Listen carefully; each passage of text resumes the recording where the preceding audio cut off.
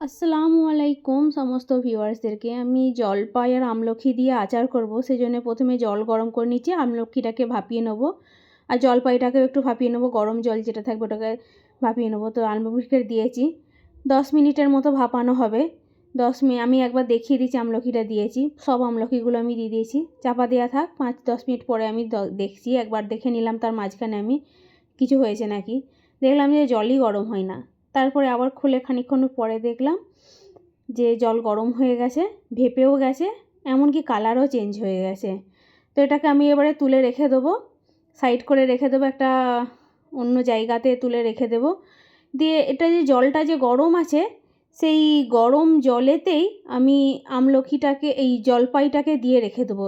জলপাই means olive, জাইতুন, যেটা আমাদের কোরআন শরীফে যেটা লেখা আছে জাইতুন। তো এটাকে আর জলপাইটাকে ভাপানোর আর দরকার নেই, গরম জল যেটা থাকবে ওটাতেই আমি দিয়ে রেখে দেবো। আমি দেখলাম 2-1বার যে জলপাই এই আমলকিটা সেদ্ধ হয় না, তো ওই জন্য আমি আরেকবার চেষ্টা করলাম যে একটু খানিকক্ষণ ওই গরম জলটাতে থাক।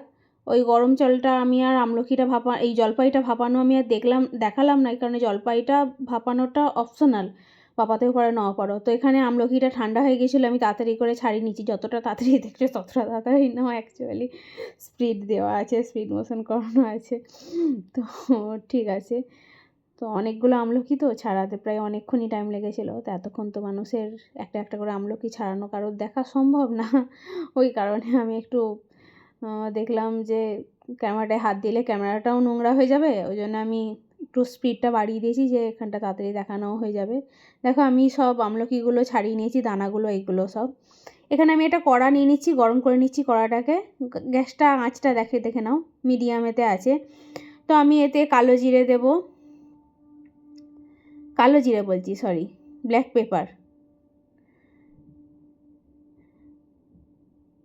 পেপার দিচ্ছি। এই কন্টেনারগুলোতে আমি সব মশলাগুলো রাখি। এখানে মেথি দিয়ে দিচ্ছি, এখানে আমি দিয়ে দিচ্ছি লবঙ্গ, দিয়ে দিচ্ছি 1 চামচ করে সব কিছু দিচ্ছি। এখানে দিচ্ছি আমি আবার দারচিনি দিচ্ছি সামান্য পরিমাণে, দারচিনিটা ভাঙতে পারছিলাম না, খুব কষ্ট হচ্ছিলো ভাঙতে। তো এখানে মৌরি দিয়ে দিচ্ছি, মৌরিটা একটু বেশি করেই দিয়েছি, মৌরি ভাজাটার সেন্টটা একটু বেশি ভালো লাগে। জোয়ান দিয়ে দিচ্ছি, জোয়ানটাও একটু বেশি পরিমাণে দিতে পারো তোমরা জোয়ান।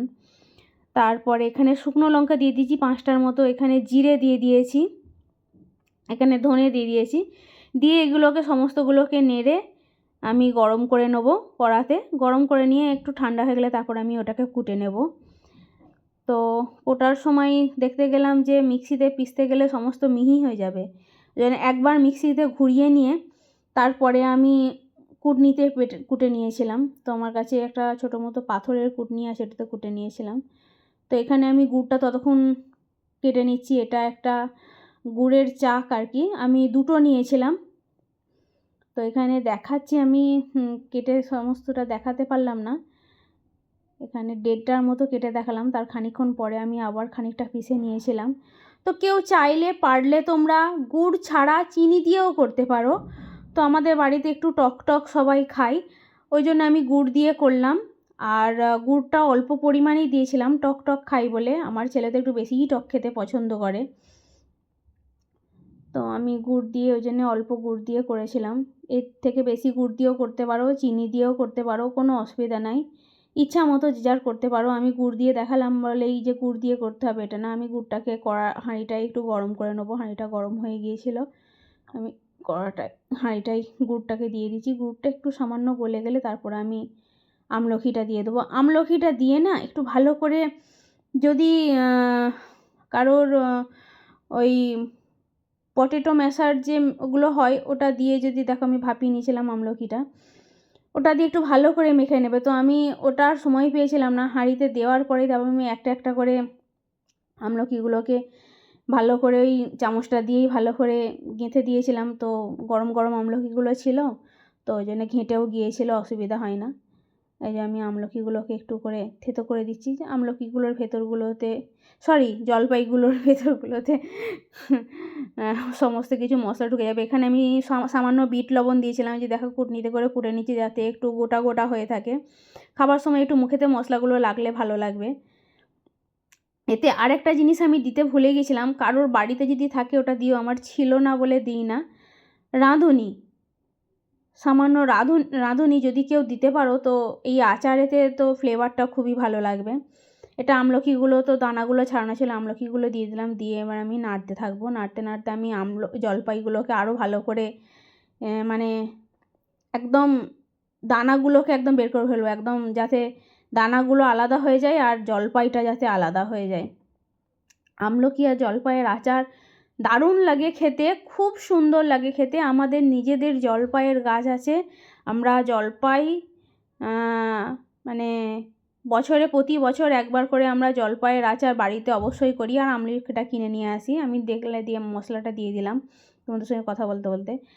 আর এটা নেড়ে নিচ্ছি আমি। নেড়ে নেওয়ার পরে আমি খানিকক্ষণ পরে দেখবে এটা দিয়ে যে কত জল বেরিয়ে গেছে, কালো হয়ে গেছে। এর ওপরে আমি তুলে রেখে দেবো, এই কাঁচের বোলগুলোতে আমি তুলে রেখে দেবো। আচ্ছা, এতে তোমরা পারলে যদি কারোর বাড়িতে থাকে অপশনাল, ওটা খেজুর থাকলে খেজুর দিতে পারো। আমার কিছু খেজুর পড়ে নষ্ট হয়ে যাচ্ছিলো, আমি লাস্টের দিকে, একদম লাস্টের দিকে আমি খেজুরগুলো দিয়ে দিয়েছিলাম। এই কারণে দিয়ে দিয়েছিলাম যে খেজুরগুলো অনেক দিন হয়ে গেছে, নষ্ট হয়ে যাচ্ছে। আমি খেজুরগুলোর দানা ছাড়িয়ে নিয়েছি খেজুরগুলো দেবো বলে, খেজুরগুলো দিয়ে দিয়েছি। একদম লাস্টের দিকে দিবে, খেজুর তো গলতে সময় লাগে না, একটু মিষ্টি মিষ্টিও ভাব হবে, একটু কালারও এসে যাবে, আর খেজুর খাওয়াও হয়ে যাবে, নষ্টও হবে না। তো আমি ওই জন্য খেজুরটা দিয়ে দিলাম। অপশনাল, খেজুরটা চাইলে কেউ দিতে পারো। তো দেখেছো পুরো এক হাঁড়ি ভর্তি হয়ে গেছে পুরো, কি বলবো তোমাদেরকে। এর সঙ্গে চিনি পারলে দিতে পারো তোমরা, আমি টক টক খাবো বলে আমি দিই না। প্রথমে একটু বিট লবণ দিয়েছিলাম, এখন আবার খানিকটা বিট লবণ আমি দিয়ে দিলাম। দেখলাম যে লবণটা একটু কম আছে, ওই জন্য বিট লবণ দিয়ে দিলাম। পুরো এক হাঁড়ি হয়ে গেছে। এটা যখন হয়ে যাবে সঙ্গে সঙ্গে ওই জায়গা থেকে তুলে তোমরা একটা কোনো অন্য জায়গাতে ঢেলে রেখে দিও, না হলে যে জায়গায় আচার তৈরি করা হয় ওই জায়গায় রাখলে কষা হয়ে যাবে। আমার মা এটা সবসময় বলে যে আচার যে জায়গায় করবি সেই জায়গায় একদম রাখবি না, কষা হয়ে যাবে, খেতে পারবি না। ওই জন্য আমরা কী করি, আচার হওয়ার সঙ্গে সঙ্গে হয়তো সেটা হচ্ছে ফুটছে, আমরা সঙ্গে সঙ্গে তুলে অন্য জায়গায় নিয়ে নিই। কাঁচের জায়গা থাকলে কাঁচের জায়গা, বা যে কোনো অন্য জায়গা, এনি আদার যে কোনো জায়গা, যে কোনো জায়গাতে আমি তুলে নিচ্ছি। একটা জায়গা ভর্তি হয়ে গেছে আমার, তো আরেকটা জায়গায় তুলে নিচ্ছি। অনেকটা আচার ছিল, তো দেখো আচারটা আমার হয়ে গেছে। তো ভিউয়ার্সদেরকে আমার এটাই বলার, আজকের ভিডিওটা ভালো লেগে থাকলে like, comment, share and subscribe করে দিও। হাঁড়িটা দেখো পুরো খালি হয়ে গেছে, দুটো জায়গাতেই ধরে গেছে। এগুলো ঠান্ডা হলে আমি আবার কাঁচের জারে তুলে রেখে দেবো। আসসালামু আলাইকুম, টাটা, বাই, খুদা হাফেজ।